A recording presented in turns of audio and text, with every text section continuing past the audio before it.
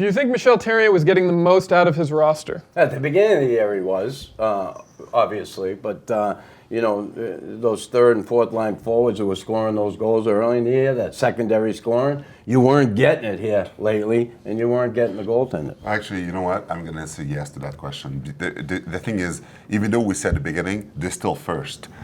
You look at a team that had Galchenyuk hurt, Pacioretty playing with a broken foot, so many things, so many injuries, so many things I can compose with. Gallagher that was gone. They're still in first place. Yeah, they weren't doing well lately, but my God.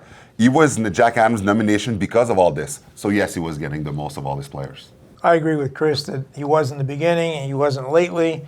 It's interesting to see that if you go back to the fourth line in the beginning of the season, two of those guys ended up playing in the top six forward roles. He moved a lot of guys around. He tried different combinations.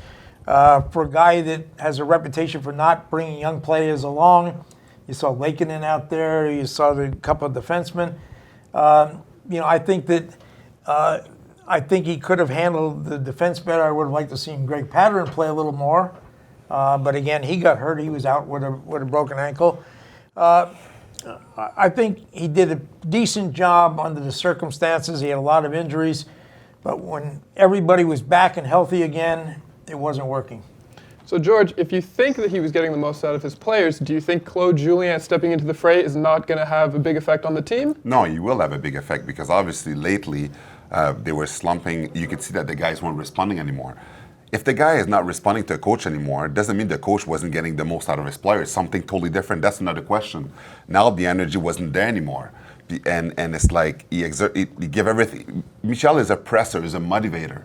But that wasn't working anymore, so they had to change the coach. No, they weren't responding to that. Exactly. Yeah. So not responding something else. He's getting the most that he could, and now they know for a change because we need somebody to come in that still get the most out of those guys. And after a while, when you see guys not responding to him, it's not Michel's fault. It's just that after a while, you've been there for a while. Other than listening to your coach, you could just hear him, but you're not applying anything. Yeah.